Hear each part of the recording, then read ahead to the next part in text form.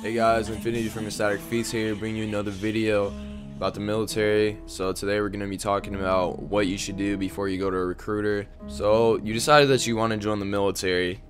First you got to decide what branch you want to join, because there's a Coast Guard, there's the Air Force, there's the Air National Guard, there's the Army, there's the National Guard, there's the Navy, there's the Marine Corps. So after you've decided what branch you're interested in, go talk to a recruiter. I suggest going to talk to all the recruiters, because you never know what opportunities you might have in each branch. And don't pick a branch just because one seems cooler than the other. Yes, I know I prefer the Marine Corps for my certain reasons, but that doesn't mean that you should, because your life is different, your goals are different, and you may want to do a different job, or your life, you want to do something technical, or you have different civilian jobs that you want to do afterwards. So depending on the job that you get, that's gonna affect it. Okay, so you're going to a recruiting office, you schedule an appointment. That's what you're gonna do first. Call up the recruiting office, schedule an appointment, and they're probably gonna ask you some questions. Have you broken your bones? Do you have any tattoos? Do you smoke drugs? Stuff like that. So whatever you answer may affect if they will talk to you or not. But be honest, because nobody likes a liar in the military, and because if you lie, you are also disqualified, because certain medical conditions may disqualify you. So don't lie about that. Don't lie about anything medical, anything permanent that you have, because they will find out most likely. But if the recruiter says you're qualified so far and they schedule an appointment with you, then that's good. Then that means you're probably qualified, unless you're dumb as fuck. The day to meet with your recruiter comes up, you should dress nice, have good hygiene that day, boys, and have a list of goals, questions, and accomplishments that you wish to achieve. If you aren't confused and nervous about what to ask the recruiter, just go off the list and ask them, or whatever you want to do, memorize it, I don't know. Just make sure you make up your own questions before going. That same day, make sure that you have about 2 hours to meet with your recruiter, because they are going to make you take a test to see how smart or dumb you are.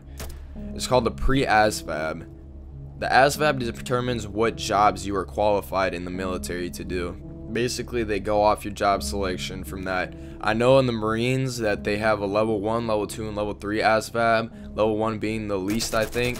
Continuing up the scale, it gets greater. If you get level 3, that means you're qualified for all jobs. Don't quote me on this, because it was a while ago. It was about a year ago when I first talked to my recruiter.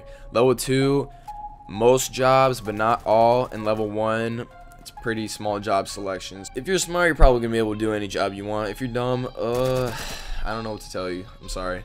So after you take the pre-ASVAB, that's when they're gonna start talking to you more seriously. They're gonna show you a list of jobs that are available depending on your ASVAB score. They're gonna tell you a basic description of every job, why it sucks, or why it, they like it, or whatever. Based on that, when you go back home, research all of these jobs that they give you, because they might lie to you about something, they might over exaggerate it, they might just push a job on you just because they have a monthly quota they have to meet, because there's certain contracts that are available that nobody wants, and they're gonna try to push that on you. And also, do not fucking go open contract. If you do, you are retarded. Please don't go.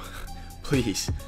Oh my god, I feel so bad for anybody who does. So after the recruiters are done talking to you about your job selection, they are going to ask you why you want to join the military, and what are your reasons, and what are your goals in life, so they can help you, guide you to that goal. After the recruiter finishes talking to you about your jobs, they're going to ask you why you want to join that specific branch, what are your goals in the future, in the 5 to 10 years ahead, and see what kind of person you are, what kind of activities you do, what kind of extracurricular activities you're involved in, what your grades are, stuff like that. So basically, they just want to get to know you more and see if they really want to let you join in, because they don't let anybody join in, because sometimes they might not like a certain person and decide not to let you in just because you're an asshole. Based on my experience, at least. They let me in though. I wasn't an asshole, or at least that big of a one, I guess. Shit. Decide if you really want to continue with this, because joining the military is a huge commitment, and some people might not be able to do it. Most people can't. I think only 10 or 15% of Americans are even qualified to join. So you're already special if you're there. After you've thought about that, decide which route you want to take. Do you want to go enlisted? Do you want to go officer? Or do you want to go reserves? Reserves is basically you go once a month and 2 weeks in the summer to training. Enlisted / active duty is basically a full-time job. It is. You do get 1 month off every year. Be sure to also research and ask your recruiter what the benefits are of joining the military. You also do get free education in the military. There's a lot of pluses to joining, but it is a really hard job. So make sure you're doing the right thing before you do.